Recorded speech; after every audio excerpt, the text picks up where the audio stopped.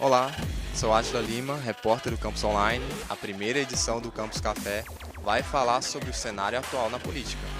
Para isso, nós convidamos Leandro Gabiati, bacharel em Ciência Política pela Universidade de Buenos Aires e mestre em Ciência Política pela Universidade de Brasília, e Alessandra Anselmo, diretora de Rádio e TV da Câmara dos Deputados, bacharel em Jornalismo pela Universidade de Brasília.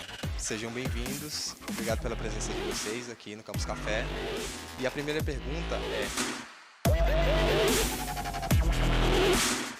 a impressão que eu tenho é essa crise vem desde as eleições de 2014, ou talvez tenha começado ainda nas manifestações de junho de 2013, que foram manifestações que eu acho que a gente não tem ainda a real dimensão do que elas representaram, mas que foi um abalo na credibilidade do então governo. Eu acho, né, minha avaliação é que foi. E eu acho que essa crise começou quando se começaram a questionar o resultado das eleições de 2014, e em 2015 o governo não conseguiu compor com o Congresso, né? Houve a eleição para presidente da Câmara do deputado Eduardo Cunha, que era um desafeto pessoal e político da presidenta que foi eleita, a Dilma Rousseff, e o país, que já vinha num começo de crise econômica, com a crise política, as coisas foram se engruvinhando e se desenvolvendo simultaneamente até chegarmos agora nessa situação que a gente está, nessa eleição tão polarizada que a gente está vendo agora. Esse problema que nós estamos tendo de polarização da sociedade, que veio para ficar, lamentavelmente a gente tem que reconhecer, se iniciou nessa última década, principalmente com, né, acho que 2013 foi o início de todo um movimento diferente, mas se vocês observam outros países, democracias europeias, o próprio Estados Unidos, né, qual é o problema que leva a esse ressurgimento de ideias que pareciam vencidas ou ultrapassadas, né, que tem a ver com um viés fascista ou autoritário, né? Na verdade, porque esses projetos políticos que antes não tinham espaço, agora estão tendo projeção. E uma resposta relativamente simples é que o sistema democrático nosso, que está moldado e tem a matriz do século XX, ele não consegue dar respostas a essa nova sociedade que está, né, mudando. Novas formas de comunicação, novas formas de produzir, novas formas de consumir, novas formas de relacionamento entre nós, pessoas, indivíduos, né, até dentro da família. Então, o sistema não consegue acompanhar e nos dar as respostas que nós precisamos. Então, essa falha gera uma frustração em todos nós. O sistema não consegue nos dar respostas. Temos problemas aqui no Brasil, como o desemprego, temos problemas como a corrupção, principalmente, que é algo que a mídia, a grande mídia gosta né, uma pauta muito presente, né? Então, o sentimento é que esse sistema nos dá respostas. A frustração. O que a gente procura? Justamente uma alternativa diferente, que justamente esses projetos, talvez com um viés mais de direita, né, conseguem de alguma forma ter um apelo em boa parte da sociedade, né, e se posicionam e conseguem ser competitivos para serem uma alternativa, geralmente a partidos tradicionais ou que participaram de governos ao longo das últimas décadas, né. No caso, o Trump, obviamente, nos Estados Unidos é o caso paradigmático, e tem projetos ou candidatos, né, de direita que estão tendo sucesso, que estão chegando muito próximos de ocupar o poder, e aqui no Brasil, justamente essa candidatura do Bolsonaro, né, que não é uma candidatura de um outsider, mas que conseguiu preencher, né, esse espaço de novidade, de ser alguém que propõe uma nova forma de fazer política e propõe uma nova forma de governar.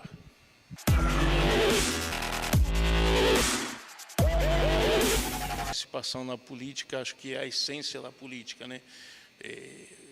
Tem que se envolver, tem que estar presente. Eu tenho uma visão um pouco assim, que gera alguns dilemas, porque se por um lado a sociedade está muito mais politizada. Há um envolvimento, depois de 2013, depois da eleição de 2014, depois do impeachment, há um evidente envolvimento, assim, as pessoas estão mais ligadas na política. Eu gosto de brincar, hoje, antes todos nós conhecíamos os 11 titulares da seleção brasileira e ninguém sabia quem era o presidente do Supremo.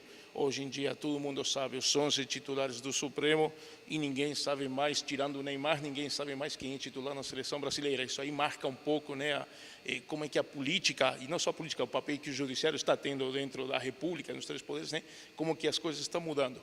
Agora, o desafio maior, e que não é simples e não se constrói do dia para a noite, é claro que votar é a hora, né, é o ápice da participação democrática.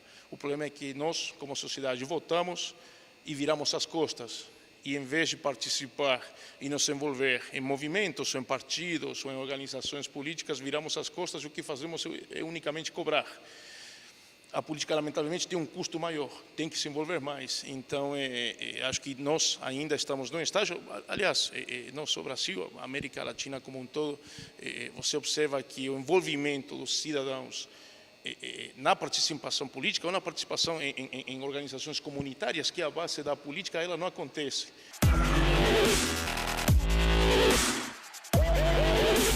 Eu faço uma crítica a forma como é feita a cobertura de política pela mídia brasileira, né? Eu acho que ela é muito centrada no fulano disse isso, cicrano disse aquilo, o partido tal vai aderir à base, vai negociar com o governo para ser da base, não vai. A discussão da MP tal vai demandar que o governo ceda um ministério para o partido tal. Isso é uma coisa que não faz sentido para a população. Isso é uma coisa que, na minha opinião, afasta as pessoas da política.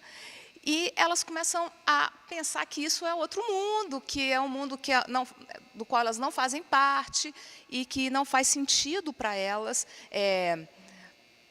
tentarem entender aquilo, né? Porque realmente é complicado, é que nem você tentar ler um projeto de lei, é quase um hieroglifo, né?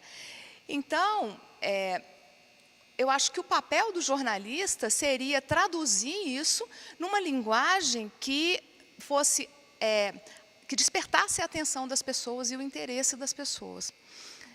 É fácil? Não é. Eu acho que é difícil. Até porque, muitas vezes, a gente vê claramente as pessoas estão escrevendo ou estão produzindo, né, suas matérias para os pares, para os políticos, a um público específico. Mas não deveria ser. Sabe? Eu acho que procurar uma forma de envolver as pessoas, de mostrar para elas que a participação política vale a pena, seria ter uma cobertura de política mais centrada na elaboração, desenvolvimento e avaliação de políticas públicas, eu acho, o que também não acho que seria fácil, do que em ficar mostrando intriguinhas, né, do jogo político, que pode ser interessante, para muita gente é interessante, mas que para 99% da população não é. Porque as pessoas começam a achar que a política não vale a pena, a democracia não vale a pena, né? E a gente vê, então, essas manifestações mais autoritárias de para que o Congresso, lá ninguém trabalha, estamos sustentando os vagabundos. E, assim, isso absolutamente não é verdade, né? E é muito perigoso, porque traz à tona esse viés autoritário, né, das pessoas e começa-se a propor o fechamento do Congresso. E, assim, isso é uma coisa apavorante, eu acho. Então, eu acho que, às vezes, falta um pouco de reflexão na hora de se construir, né, as histórias que são contadas pela mídia em relação a isso, porque, claro, a notícia é o homem mordeu o cachorro, e nunca o cachorro mordeu o homem, né?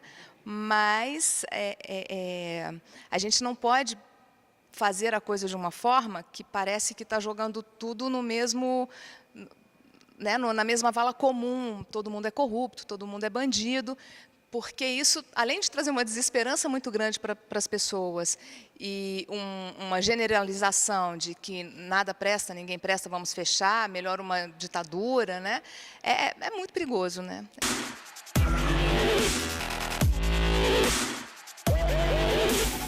Eu recomendaria que as pessoas lessem os programas de governo, fizessem uma pesquisa rápida, hoje com a internet isso é tão fácil, né, sobre a vida desses candidatos.